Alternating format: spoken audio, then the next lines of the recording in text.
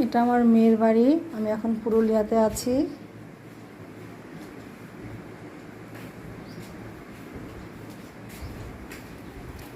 এটা রান্নাঘর, এটা বাথরুম, এটা বাইরের বাগান। মেয়ের শরীর খারাপ, সেই জন্য আমি পুরুলিয়াতে আছি। মেয়ের কোয়ার্টার।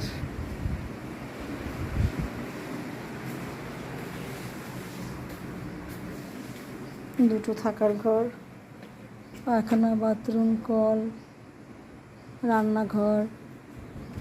এদিকে একটা উঠানের মতো আছে, একটা রান্নাঘর। এদিকেও একটা উঠানের মতো আছে,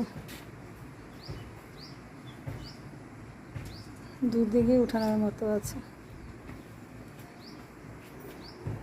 মেয়ে এখন শুয়ে